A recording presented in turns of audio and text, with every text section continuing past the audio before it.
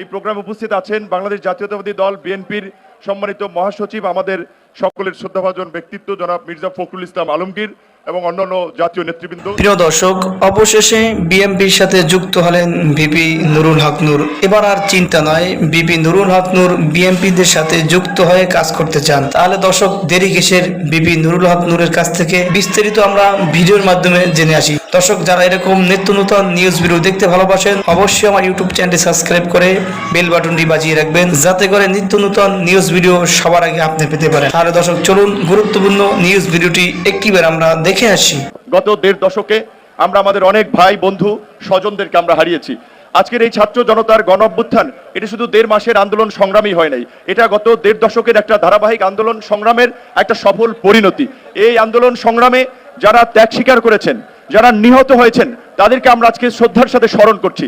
আমরা সুস্থতা কামনা করছি, মঙ্গল কামনা করছি যারা আজকে আহত হয়ে, পঙ্গু হয়ে এখনো শারীরিক কষ্টের সাথে দিন যাপন করছেন। এই সরকারের প্রতি আজকের এই দিনে আমাদের প্রত্যাশা থাকবে যে এই গণতান্ত্রিক আকাঙ্ক্ষার জায়গা থেকে এই মানুষগুলো জীবন দিয়েছে, প্রাণ দিয়েছে, একটা অবাধ, সুষ্ঠু, নিরপেক্ষ নির্বাচনের মাধ্যমে জনপ্রতিনিধিদের কাছে ক্ষমতা হস্তান্তর করে জনগণের গণতান্ত্রিক বাংলাদেশ বিনির্মাণে তারা কাজ করে যাবে। আজকের রাষ্ট্র সংস্কার সকল রাজনৈতিক দল, নাগরিক সমাজ, সুশীল সমাজ সবাই বলছে এই রাষ্ট্র সংস্কারের জন্য কিন্তু আমরা গত এক বছর আগে 42টি রাজনৈতিক দল একমত হয়ে রাষ্ট্র সংস্কারের রূপরেখা হিসেবে আমরা 31 দফা কর্মসূচি দিয়েছি।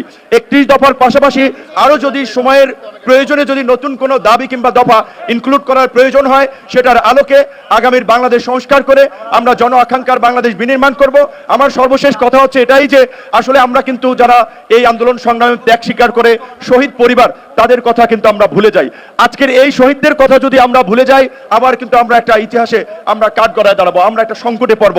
তাই আমার বিনীত অনুরোধ থাকবে সকল রাজনৈতিক দলের প্রতি, বিশেষ করে সরকারের পক্ষ থেকে জুলাই ফাউন্ডেশন করা হয়েছে, পাশাপাশি রাজনৈতিক দলেরও যে দায়বদ্ধতা রয়েছে, প্রতিটি আহত নিহত নেতাকর্মী শুধুমাত্র জুলাই অগস্টে না, গত দেড় দশকের আন্দোলন সংগ্রামে যারা প্রাণ দিয়েছে, ত্যাগ স্বীকার করেছে, আহত হয়েছে, তাদের প্রত্যেককে যথাযথ ক্ষতিপূরণ এবং খোঁজ খবর আমাদেরকে রাখতে হবে। যেহেতু বৈরী আবহাওয়া, আমি আমার বক্তব্য সংক্ষেপ করছি। আল্লাহ হাফেজ।